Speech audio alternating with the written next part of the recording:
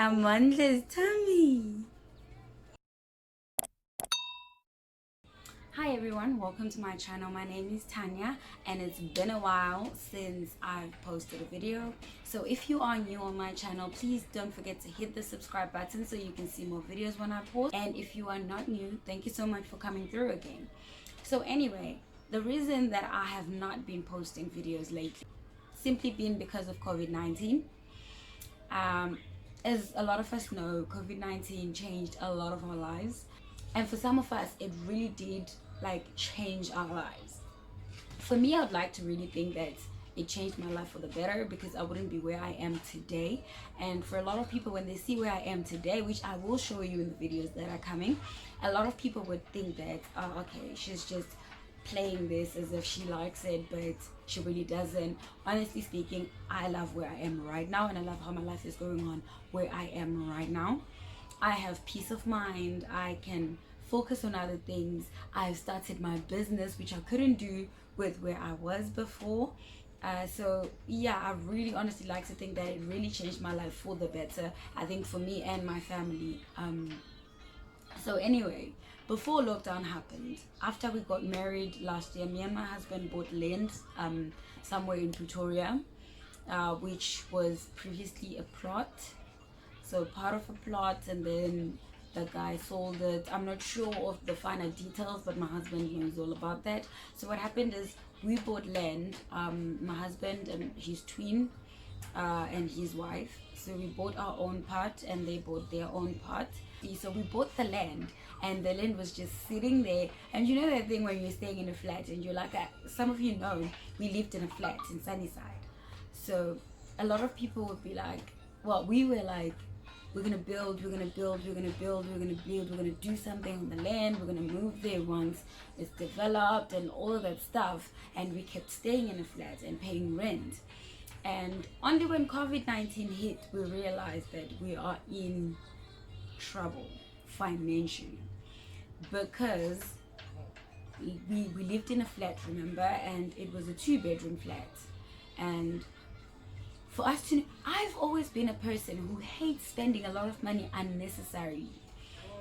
If for those who know me, know that even when I was working, I stayed in a commune because there was just me. I had no husband, I had no child, so I just stayed in a commune even when I was working.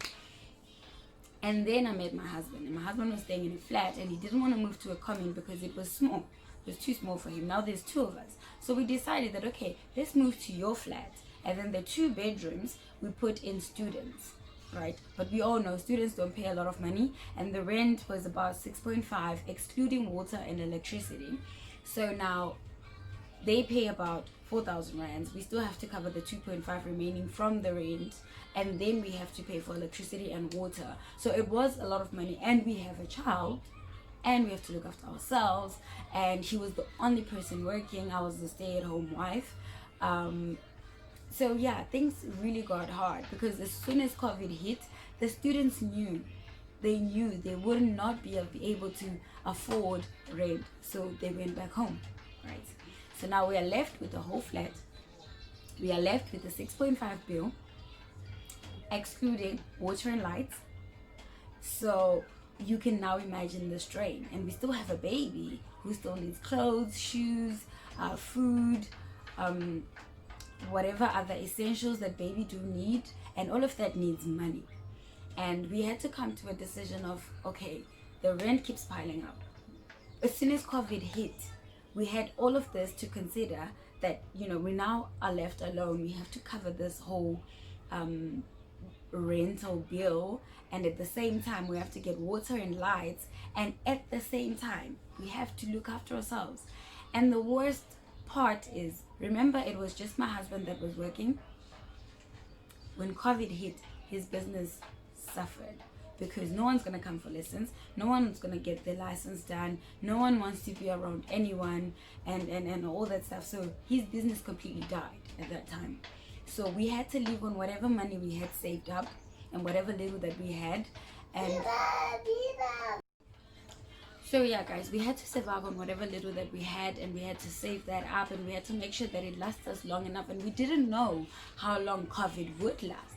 So we decided, you know what, city property has enough money anyway, and they can get a blanket from the bank and whatever. We can't get a blanket, so we decided to hold on paying them, and then we'll make an arrangement after we realize what is actually going on, because we can't pay city property and then be left without food or any of that stuff. And so that's what we did. Worst mistake as well, because now we owe city property a lot of money. And when the bill kept going up and up, I told my husband, you know what, I don't mind living small. Like, I really don't mind living small, as long as I know I have my financial freedom. And then if we live small, I might be able to actually start up my business that I've been contemplating on starting all these years. And finally, like, God kicked me in the buttocks and said, you know what, move, girl. And I decided 2020 was the year. It's a dreadful year, but I have to come out of it with something. So luckily, my husband understood that I was okay with living small. And I think his worry was more of, what will your family say? Like, they would basically think that I cannot provide for you. And for me, it was a thing of, forget them. Me and you need to think about us, our child, and, you know, our family. Basically now it's about us, it's about our family. It's no longer about my family or his family or whoever, because we are living this life and we have to see what works for us. We know how much we have, we know what we can afford and what we cannot afford. So we got to an agreement of, okay, let's clean up the land that we had purchased, let's clean it up, let's build something small. But we were out of time, we were running out of time, because the city property bill kept going up, and the longer we stayed there, the bill keeps going up, of course. But if you move out, they cancel it, like they basically freeze it, and then you can pay them whilst you're not there, right? So the building was gonna take long. Me realizing that there's people living in tiny houses, there's people who grew up in shacks and they are living their best lives. There's people who are still living in shacks right now and they are still living good lives. I decided, I don't mind living small. Let's move. Let's get to our land and erect a shack, just big enough, obviously big enough for all our stuff, and big enough for my daughter to get space in case it's raining outside. I don't want her just like sitting on the bed the whole time, because she's not used to that, you understand? So I had to consider her, and I had to consider us. So we moved. It's been about 2, if not 3 months now that we've been staying here, and so the whole time I couldn't focus on YouTube. I had to focus on this place, and I had to focus on adjusting my daughter from that life to this life. And it's so much nicer here, and I think she enjoys it so much here because she has all the freedom. She can go wherever she wants, obviously supervised, but yeah, she can run around, she can do many things. She can run around in the house, she can run around outside, she can do many things. So in the videos that will be coming up, you guys, I'm gonna be showing you where we are staying now, and then I'm gonna be showing you how we are living now, and then I'm gonna show you, I'm probably gonna do videos like life in a blah blah blah, how we survive in a blah blah blah. But I'm just gonna see the content as it comes in, and then I'll be sure to show you guys every single thing. But I just thought that I should do this video just to give you guys a heads up on what's happening, and then so that you won't be shocked when you see the videos that will be coming up. I really want to emphasize that if you feel like you are struggling wherever you're staying, don't be ashamed to move. Don't be ashamed to live small. Like, I realized one thing. Don't think, oh, if I have a flat, people are gonna visit me and whatnot. Those people that are visiting you at the flat, or those people that see the lifestyle that you're living, they don't assist you in paying your bills. You, on that part, you're left alone. And you have to really think, is it worth it? Is it helping me save? Is it helping me get to where I want to get to in the future? Because for me, I had to think of the fact that I have a child.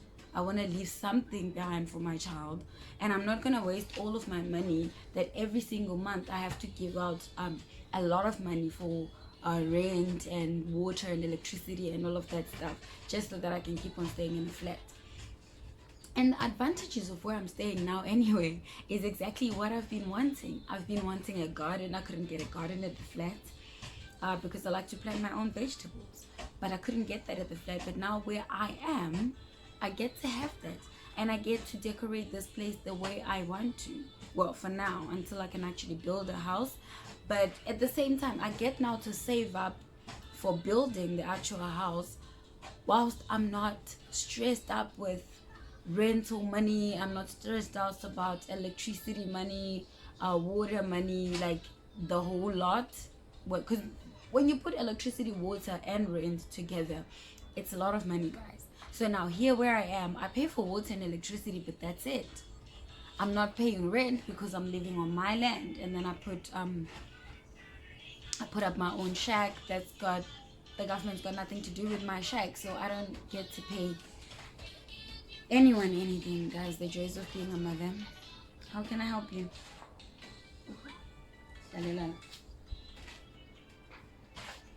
So I really do want to emphasize that if you feel you are struggling where you are, if you're suffocating where you are, move. Look for land. Buy land. Build when you can. Yes, Nana. Buy land. Build when you can. Do things the way that suits you, the way that works for you. Do you understand? Like, don't live for people. We've lived for people long enough that I'm the type of person that likes to live small. And I think my husband is coming to realize that, like, I can live with little things, like without a lot. I can live without a lot of things. And this life here, guys, I don't want to lie to you, my view is breathtaking. Waking up here, having a cup of coffee on the veranda or the stoop, it's all I would have ever wanted. Waking up, chilling with my daughter and my husband before he obviously goes to work.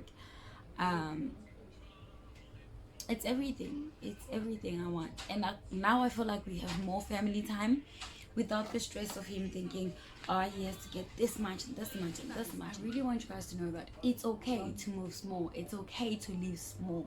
If you are suffocating where you are, if you cannot afford the life that you were living before or the life that you want, it's okay to reset, start all over again, and go at your own lane. Like, run in your own lane, run your own race. I know, like, right now as youth, we are left in so much debt because we're trying to live up to our age mates or whatever not. And it has to come to a stop because we don't live the same lives. We don't come from the same backgrounds. You can't be competing with somebody whom his or her parents help her pay rent, or her parents help her buy a car, and you don't have parents that can buy you a car. Now you want to run the same race.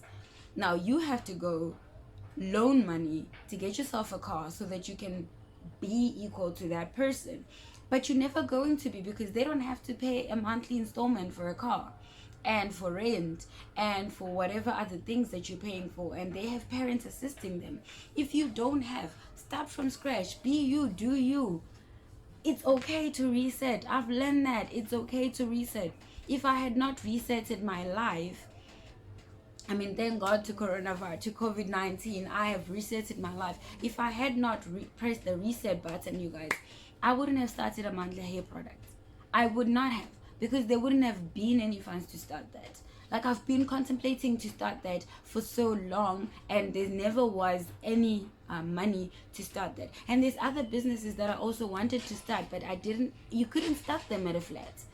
But now with where I am, I can actually think about starting them.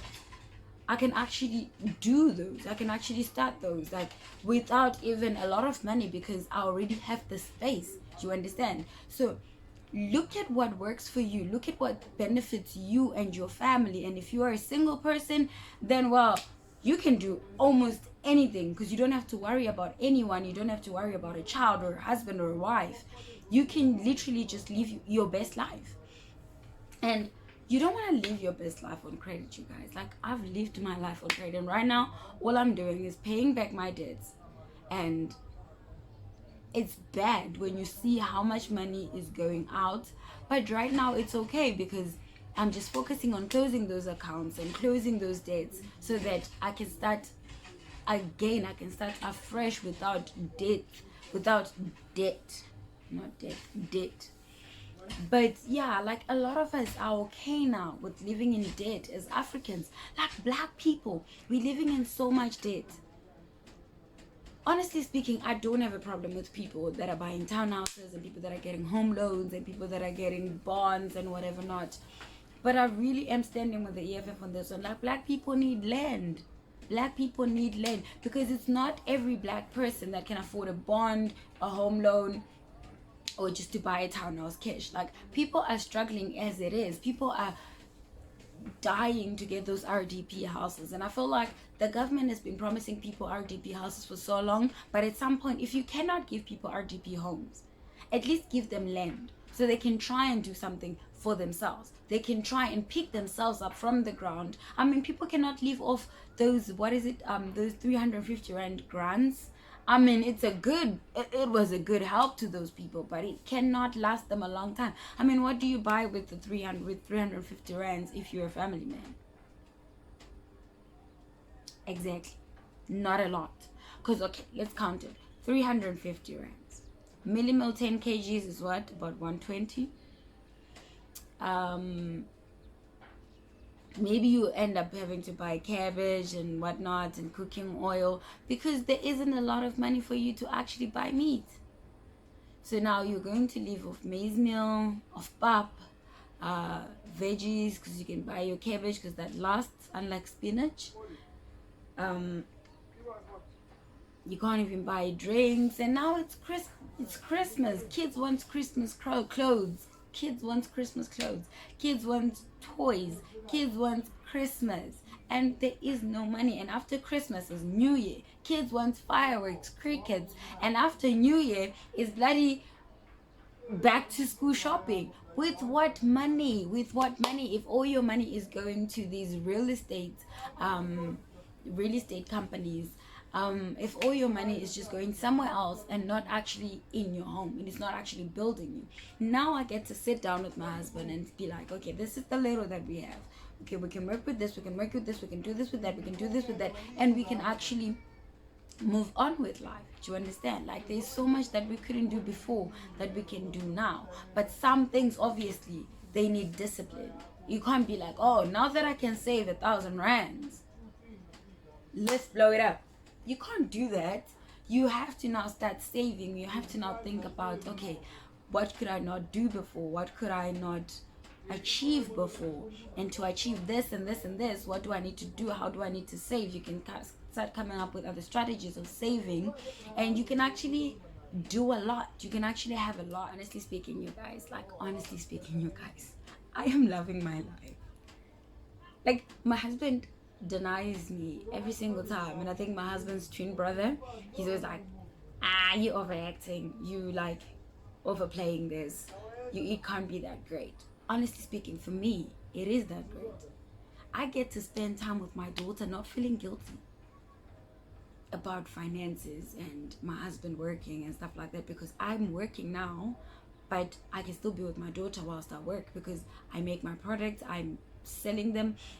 If I have to go deliver them, maybe my husband will take me to deliver certain things, but I'm still with my daughter. Do you understand? And like, I don't have to feel guilty about not providing because now I'm providing, and then he's also providing on his side, but no one is being strained. Do you understand? Like, no one is being strained. We are all working and doing our parts in our, we're running our own race. Like, we're running our own race. We decided, you know what, let's not try and push ourselves just because our age mates buying new cars, they are doing certain things in their lives, they bought property, they bought this, they bought that. But you also have to remember that with buying property comes levies. We didn't have money for levies, you understand? And we had to be honest with ourselves that, okay, if you're gonna move to this, if you're gonna buy property, do we have money for levies? Do we have money for the monthly installments? If you're gonna get a bond, are we gonna be able to do this and this and this? If we're gonna get a home loan, are we even gonna qualify for a good home loan? Or are we gonna qualify for it, but then are we gonna be able to pay for it? Do you understand? It's like all those things that you have to put into consideration, and we did that. We sat down, we discussed it, and we decided this is the way to go. I mean, nobody's ever died from living in a shack. Nobody's ever died from living in a tiny home. Nobody's ever died from living in a one room. So we had to think, okay, do we want people to just see us living this life, but then inside we are struggling, and then we are frustrated, and then when we are frustrated, we're not going to be good parents to our mother, because most of the times we're going to be at each other's throats because everybody is so goddamn stressed. But right now, we're relieved. I don't want to lie to you guys. Like, we have stress. We do have stress. Like, for example, right now our car is broken, so we don't have a car. But at the same time, we can't stress too much about that, because what's not there is not there. You understand? Like, let's focus on what is there. So we can't just say that our lives have become perfect. We don't have stress. We're stress free. We do have certain amounts of stress, but it's not compared to the rental stress. Like, honestly speaking, it's not compared to the rental stress. And I don't want to lie to you, I am happy with where I am, because I get to do things that I love. I get to wake up in the morning, have my cup of coffee outside, and tend to my garden. I get to now have my devotions time alone. I can just go to like the back, because our land is like on the mountain, like going up the mountain. So basically I can go have my morning meditations. I can go have my morning talks with God, my morning devotions. I can just go up there and sit on a rock somewhere and just focus on God, and it's just me and God. And I know my daughter is still asleep and my husband is busy with whatever that he's busy with, or he's going to work, but I can have time to myself, and I can conversate with God looking at nature. Like, I will show you guys in the videos to come, like I will show you what I look at when I'm conversating with God, and like you can really feel God. Like, you can really feel God. You can feel his presence. You can you feel everything, because there's no distractions. You feel every single thing. I feel every single thing. I don't know if everybody else would feel it, but I feel every single thing. I feel God when I'm sitting there and it's just me and him, and it's just our time alone. And it's like, it's one of the things that assures me every single time that this was the best decision me and my husband has made since we've been together. It just shows me, it assures me that this is the best decision. I'm getting emotional when I talk about this, because like, really, you guys don't understand. Like, it's that gracious. Like, you feel God. Like, you feel God, and there's no better feeling than that. There's no better feeling than that, and nothing can be better than that. Nothing. I never felt the way that I feel now at the flat. I never felt the way that I feel now at the commune. So this is it for me. This is it for me. Like, I mean, obviously we're gonna grow, we're gonna build together, we're gonna do things together, but for now I'm content with where I am. I'm content with the way I'm living, and I get to have this running to me every day. Hey y'all. She just wants to go back outside and play. Okay, I'm coming. Oh no, you don't want to get off. Say bye-bye. Bye-bye. You're ripping my t-shirt. You're ripping my top. Bye-bye. Bye-bye. That's your tummy. Oh, you want us to see your top there? Amanda's tummy. Bye-bye. Ouch, Aina. Say bye-bye. Go, go. Yeah, why are you stepping yourself? The joys of being a mother, you guys. Now I'm being called to duty. I cannot finish this. Well, I had finished this video, so I just want to say thank you so much for watching. Please don't forget to click the subscribe button. Subscribe.